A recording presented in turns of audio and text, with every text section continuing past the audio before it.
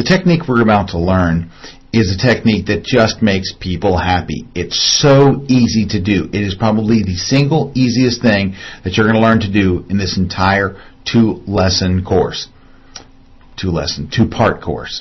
And it's the one that you'll use probably the most. You'll use this on almost every single photo you do because it just makes people happy. I'll show you the after image first. Take a look at the after image. Let's go ahead and make the layers palette visible and watch what the before image looked like. It looked like this.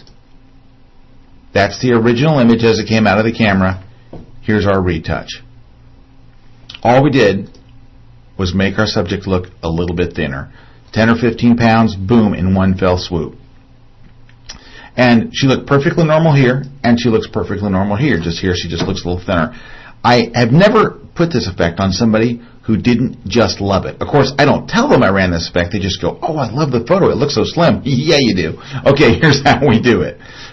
You start off by opening the original photo, and then you just go select all. So you'll press Command-A on Mac or Control-A on PC to bring up free transform. To select the whole photo. Then you're going to press. Can you tell I'm taping this really, really late at night? Then you're going to press Command-T on Mac or Control-T on PC. Now, up here in the top of the Photoshop's window is the options bar, and there's a width field. Keep an eye on that, and what you're going to do is you're going to grab this little slider, and you're going to drag to the left, just like this. You're going to drag. You're not going to drag any further than 5%. That's pretty much as far as you can drag.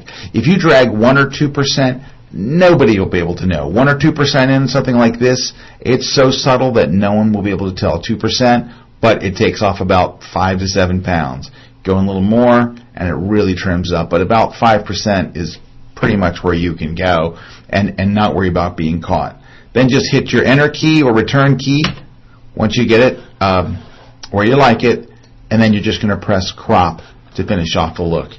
And that's it. That's it. All you're going to basically doing is squeezing the file to make your client look trimmer. And I'll show you a little before and after. We'll use the history palette over here. So it's before and after. Well, we'll do it here. Before, right there, and after. So look how much slimmer it looks. The easiest thing to do, and it's so widely done. I don't really know a retoucher that doesn't do some form of this, that doesn't do some little version of this. Now, there are other ways to slim and trim, including toning. So if you wanted to, you could go in here. Another way is just to make a person's face look thinner is to literally go and tone it by adding a brand new layer, switching the foreground color switching the mode to soft light and clicking on Fill with Soft Light, a soft light neutral color, which would be 50% gray. So what that's saying again, and I've talked about this earlier, is that 50% gray is a neutral color when you use soft light. So by turning this on, it fills with 50% gray, which is a neutral color in soft light mode, which we're in. Click OK, it makes this gray layer, and then you can go in here and do a little toning. Use the paintbrush tool, but set your opacity down to like 5%. Really, and you're just going to kind of sculpt the sides of the face. So over here, you're going to kind of make these sides a little darker, and it looks like you're hardly doing anything. You're like, is this even working? It's not, because we have our foreground color set to white. That's right. Let's undo that. There we go. We're going to add shadows here. And it looks very subtle. Over here too. Just kind of burn in the sides here. There we go. Just a little bit darker. Doesn't look like we're doing much. Look. It's doing more than you think. Just kind of darken these in a little bit. I even darken the shadows under here a little bit. And just kind of sculpt the face a bit. And since you're at such a low opacity, and just kind of draw it down this way. And just kind of sculpt it in a little bit. I'm overdoing it a little bit because I want you to be able to see it. And then switch to white. So remember that white comes out a little bit more powerful. And so you think you're doing little, but look at the difference.